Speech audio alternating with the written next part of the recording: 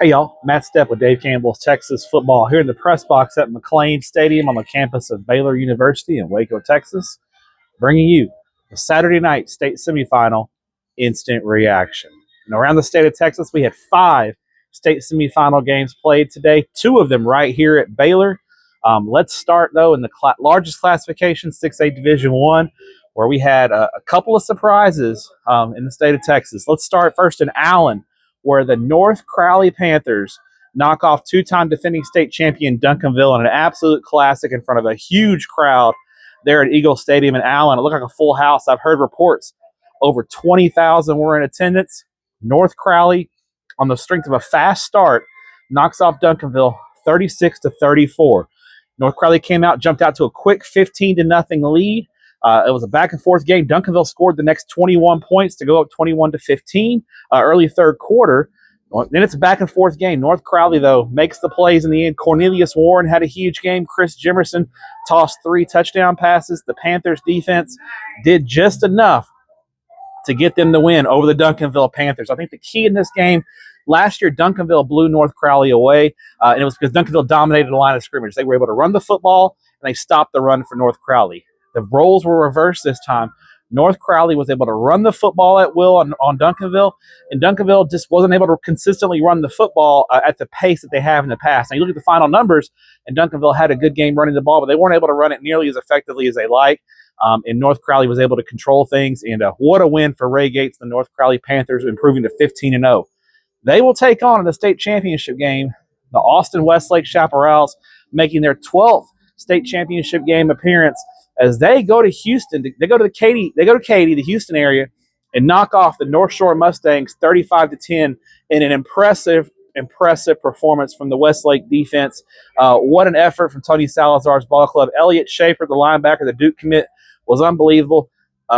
Westlake ran out to a 21-3 first half lead. North Shore cuts the lead to 21-10 before halftime. They get the ball to open the third quarter and go for it on 4th and 4 on their own 18. It backfires on them. Westlake immediately scores, and it's basically over. It's 28-10, and Westlake just puts North Shore in the sharpshooter and holds them off. What a performance from the Chaparrals and Tony Salazar's ball club to start off what ended up being a great day for the Austin 6A. So in the 6A Division I state championship, to close out the Texas high school football season next week, we got North Crowley versus Austin Westlake. Should be a great one on Saturday night at 7 o'clock. In 6A Division II at SMU, we had another classic as South Lake Carroll and Longview played a rock fight, basically, and South Lake Carroll escapes with a 20-17 win over Longview on a field goal in the game's final play. A little controversy there.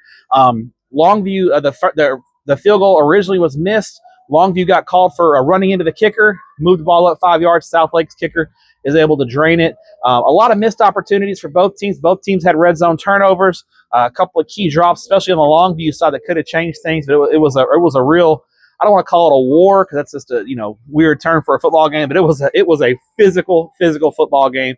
Congrats to the South Lake Carroll Dragons. They advance to the 6A Division II state championship game at 3 o'clock on Saturday, where they will take on the Vandergrift Vipers out of Austin, who just now, right behind me, pulled the upset, knocking off Humble Summer Creek 34-31, despite a monster game from Summer Creek quarterback Blake Thomas.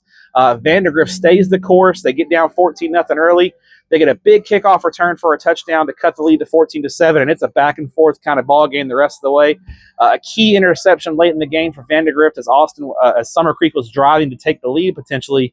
They get an interception, and they're basically able to milk the final 4 minutes or so off the clock.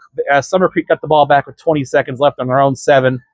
Really couldn't do anything with it. Desperation time there. But Vandergrift pulls the upset, knocks off Summer Creek 34-31. What a job by Drew Sanders and that coaching staff there for Vandergrift, and what many thought was going to be a rebuilding year after last year's first-round disappointment with a loaded senior class. The Vandergrift Vipers are back in the state championship game for the second time in 3 years. So in 6A, we get 2 DFW versus Austin matchups. Houston shut out of the Class 6A state championships. Kind of surprising, but Austin versus DFW, what a day for the Austin 6A teams. Finally, in 5A Division I, right here earlier today, Smithson Valley strikes one for San Antonio as they knock off Angleton. So a rough day for the Houston area as they go 0-3 in games today. Out of the 5 games, they go 0 for 3. Smithson Valley knocks off Angleton 21-14. It was kind of a slugfest game. Smithson Valley led 14-0. Could have been a bigger lead. They missed a couple of field goals. They kind of let Angleton hang around. It was 14-0 at the end of 3. Angleton, right in the early fourth quarter, gets they basically get a fumble return for a touchdown. Scoop and score, makes it 14-6. And then they get a stop and they go down and score, tie the game at 14. And then Cade Spradling has a 37-yard touchdown run for Smithson Valley late in the game that gives them the win over Angleton 21-14. The Smithson Valley Rangers are back in the state championship game for the second time in 3 years. The second time in a row. Smithson Valley played in the state championship game last year. They're back in the state title game this year.